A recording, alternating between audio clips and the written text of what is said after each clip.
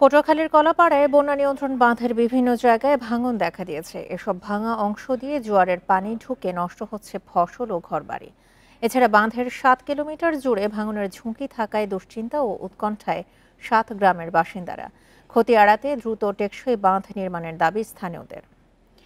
এ নিয়ে আরো জানাতে কুয়াকাটা থেকে যোগ দিচ্ছেন সহকর্মী ফরিদ উদ্দিন আক্তার।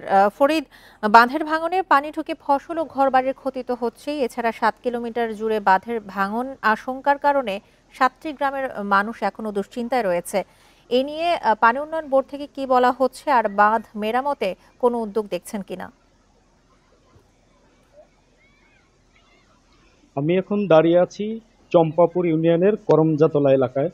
আপনি দেখতে পাচ্ছেন এই বাঁধের 2/3 নদীর গর্ভে বিলীন হয়ে গেছে। রামনামাদের নদীর উত্তাল ঢেউয়ের তাণ্ডবে বেড়িবাঁধের এই বেহাল দশা হয়েছে। শুধু এই মৌসুমেই নয়, এর আগেও কিন্তু এই বেড়িবাঁধের বিভিন্ন অংশ নদী গর্ভে বিলীন হয়ে গেছে। তবে বাঁধটি রক্ষার জন্য 2022-23 অর্থ বছরে 60 লাখ টাকা জিও ব্যাগ ফেলে পানি উন্নয়ন বোর্ড, তাতেও বেড়িবাঁধ রক্ষা হয়নি। বর্তমানে বেড়িবাঁধের অন্তত ঝুঁকিপূর্ণ অবস্থায় রয়েছে।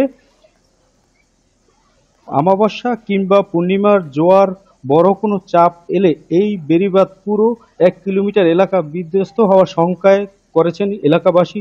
শুধু এই স্থানটি নয়, মাঝের হাওলা, দেবপুর, নিজামপুর, সোনাতলা, ধুলাশ্বর, দিগরবালিয়াতলি, গইয়াতলা এবং চালিতে বুনিয়া গ্রামের অন্তত 7 কিলোমিটার বেড়িবাঁধ বিধ্বস্ত হওয়ার ঝুঁকিতে রয়েছে।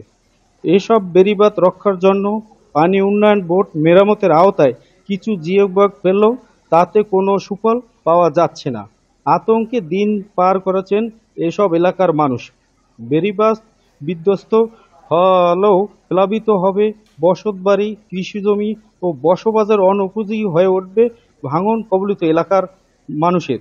এখানকার স্থানীয়দের সাথে আমার কথা হয়েছে, তারা যেটা জানিয়েছেন, শুধু জরুরি মেরামতি নয়, স্থানীয় টেকসই বেড়িবাঁধের দাবি তারা জানিয়েছেন। আমার সাথে কথা হয়েছে এখানকার উপজেলা পানি উন্নয়ন বোর্ড কর্মকর্তার সাথে। তিনি যেটা জানিয়েছেন, জরুরি মেরামতের আওতায় ইতিমধ্যেই করমজাতলা ও মাঝের হাওলা গ্রামের উদ্যোগ নেওয়া হয়েছে। এছাড়া উপজেলায় জি। ঝুঁকিপূর্ণ বিধ্বস্ত বেড়িবাঁধ মেরামতের জন্য সংশ্লিষ্ট কর্মকর্তার দ্বারা প্রস্তাবনা পাঠানো হয়েছে। জি, ফরিদ উদ্দিন, আপনি তথ্য সংগ্রহ করতে থাকুন। কুয়াকাটা থেকে জানাচ্ছিলেন আমাদের সহকর্মী ফরিদ উদ্দিন আক্তার।